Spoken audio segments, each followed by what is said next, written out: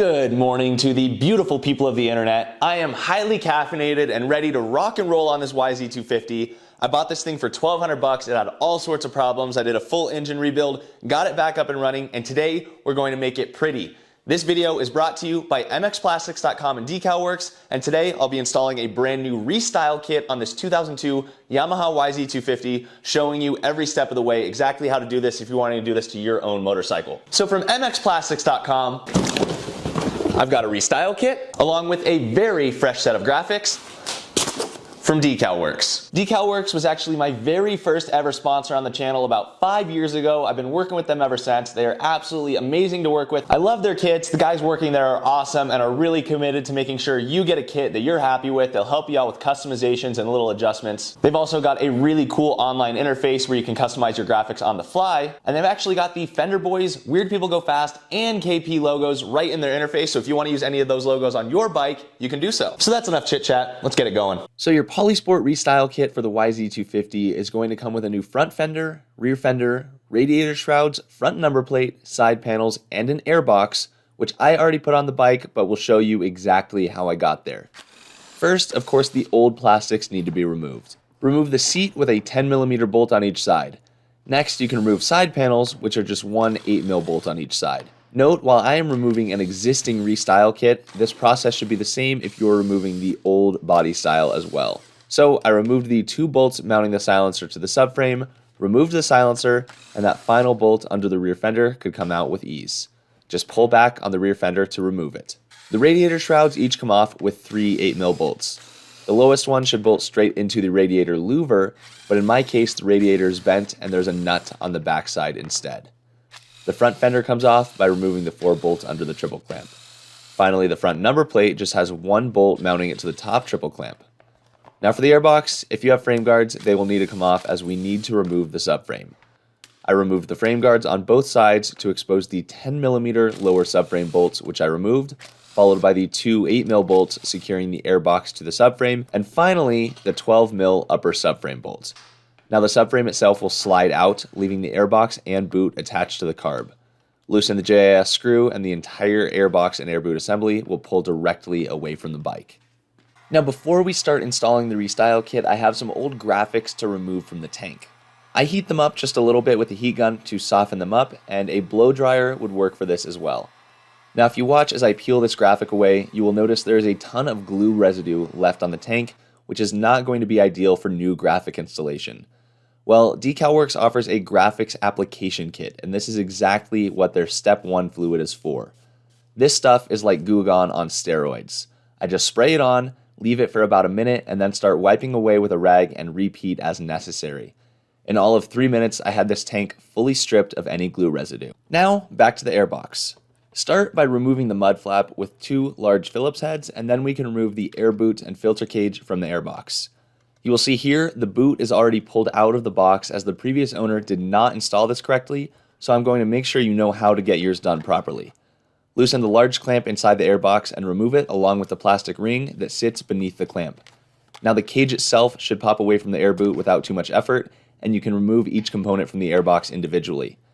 Unpack your new airbox from the Polisport Restyle kit, and you are going to want to slot this lip of the air boot into the inside rim of the airbox.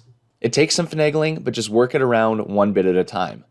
Notice here I am not aligned vertically, as this small tab on the boot should align with the 2 tabs on the box. Once those are aligned, your airbox should look something like this, and you can now reinstall the cage, followed by that clear plastic ring and the clamp. Note that plastic piece can be difficult to slot into the groove properly, but you do want to make sure it's seated all the way around before installing the clamp.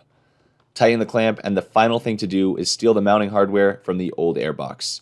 You should have 2 of these rectangular nuts for these sides, and 2 of these tab style nuts that slip on to the bottom of the airbox. Now personally, I find it very difficult to get the lip of the airbox back onto the carb with the upper shock bolt installed. It can be done, but the clearance is tight, and I think it ends up being quicker to remove the upper shock bolt.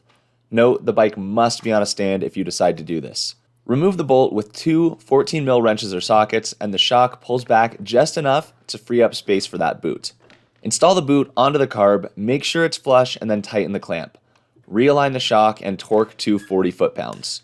Now you can slip the subframe back in, aligning the bottom ends to the slots in the frame, and slipping the top through the airbox appropriately, and aligning the top mounting point as well. I find it easiest to slip the top bolt through first and then align and install everything else. And now, onto the rear fender. Your new fender will slip right onto the subframe and under the airbox, and you will remove these two rectangular nuts from the old fender for use on the new one. Install the two bolts on the bottom of the fender that go through the airbox, and you can see through the top of the airbox if anything needs to shift a little bit for alignment. You can install a bolt straight through the left side of the subframe, and as for the right, our silencer is going back on first. Slip the silencer onto the header, install the lower mounting bolt, and then the upper one that again goes through the subframe. One note, if you're having trouble aligning the silencer, you can loosen the bolts securing the header to allow the entire exhaust system to move a little more freely. Notice the right side panel comes with a heat shield inside, but it is just taped in there. Remove the backing and stick this heat shield inside the side panel to protect from heat from the silencer. These side panels also come with some hardware. Small metal eyelets that go inside the lower mounting point and plastic washers that will go under the seat bolts. I pushed the eyelet in by hand and relied on tightening the side panel to actually push it in flush. The side panels slot right into the airbox, and note they both have plastic lips on the bottom that go under the rear fender. If you're having trouble with alignment, make sure these plastic lips are not slotted incorrectly or binding with the rear fender. Install the lower bolts where they connect with the airbox, and the uppers will wait until the seat is installed. The radiator shrouds come with some new plastic washers as well, and note you want to be careful with alignment on these as the tanks have soft brass inserts that are easy to strip. In fact, one of my bolts did not want to go in smoothly as the threads were burred up, so I cut fresh threads to solve that problem. Like I said earlier, I am dealing with some bent radiators that I will be replacing, but since louvers won't align right now, I am placing a nut on the back side of the bottom mounting bolt. With straight radiators and louvers installed, this bolt would thread directly into the louver. Now onto the front fender, some modification is required. If you look inside the fender, there are 4 dimples that are your new hole locations. 2 of them are very easy to drill out, while the other 2 are right on the edge of the existing holes. I find a step bit works well in plastic like this, but if you don't have one, normal drill bits work as well. The holes are supposed to be 8mm, but a little too big is not going to be a problem. For the second set of holes, I like to hit these dimples with a center punch to give my drill a good spot to bite. Naturally, your drill is going to want to slip over to the existing holes, so be steady there. You can even start with a tiny drill bit and work up in size to ensure you drill on the center. You want to be as accurate as possible here, but the level of precision is not wild, as you will have some wiggle room to turn and align the fender before tightening it. As long as you're close, this will work. Here is my drill job. You can see the back 2 did not come out perfectly, but they will indeed get the job done. Also notice while I did this, I simply had the fender on a wood block. I mounted the front fender with all 4 bolts, but did not tighten them fully. First, I checked alignment and was a little bit off, but was able to turn and align the fender by hand. If you find you cannot align your fender properly, consider making your holes slightly larger. I properly aligned the fender and then tightened all 4 bolts down. The front number plate goes under the front brake line and bolts with 1 bolt to the top triple clamp. If you have a YZ pre-2015, the front number plate will zip tie to the lower triple clamps on the left and right. Once you've got the number plate installed, this is how the top bit should wrap. The tab serves as a guide for the clutch cable, and it loops around over the handlebars and back on itself. Now to complete the installation, I reinstalled the seat complete with a brand new DeCal Works seat cover, and bang! We have got a restyled 2002 Yamaha YZ250. But now it's time for graphics, and the radiator shrouds, seat, and side panels need to come back off to do this right. The DeCal Works graphics application kit comes with 3 fluids. Step 1, which removes old adhesive residue like I showed on the fuel tank. Step 2, which removes factory oils and waxes from plastics. And Step 3, which is an application fluid. Regarding Step 2, many people don't realize new plastics come with an oil residue from the manufacturing process. If you do not clean them first, graphics will not stick very well. Step 2 is essential for cleaning the plastics and prepping them for graphics. I sprayed the plastics with Step 2 and wiped them down. Notice I utilized the heat gun to heat the graphic a little bit before install, which makes it more malleable and easy to stretch and maneuver across the contours of plastic. Notice with most of these graphics, I won't be using Step 3 as these YZ plastics are pretty simple without too much contour. The upside of Step 3 is it makes it very hard to get air bubbles as you can fix them during the process, but it tends to take just a little bit longer. I will show you shortly a situation where step 3 is definitely worth using.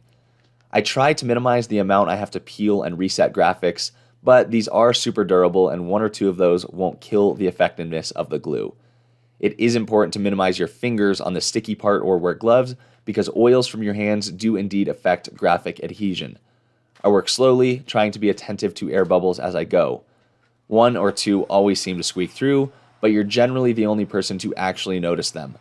Once a graphic is installed, I hit it with the heat gun, paying attention to contours, edges, high spots, and low spots to make sure the graphics are adhered properly. The only chance you get to do this right is during install. As soon as the bike sees dirt, any spots not done properly will collect dirt and never have a chance at sticking in the future. So I wanted to show that entire clip of installing the rear fender graphic so you could see the process. The remainder of the plastics followed the same process with 2 exceptions. Graphics kits come with a warning that fuel tank graphics could last 2 hours, 2 days, or 2 years. Due to the fumes from the tank, these can lose adhesion. DeCal Works recommends draining the fuel tank and letting it sit for a couple days before installing these. They also say to make sure all of the perforated dots are removed before installing the graphic, but I've also found you can poke at them after install to remove them. Now, I'd like to show you a radiator shroud graphic install. As for this, I use step 3 application fluid. This graphic has a lot of edges and splits, which makes it difficult to install the traditional way. I removed the entire backing in one go and sprayed the sticky part of the graphic itself with step 3. This allowed me to plop the entire graphic onto the shroud, and then I could shift and maneuver the graphic as necessary, floating it into place. Once it was in place, I started applying heat and massaging the graphic down.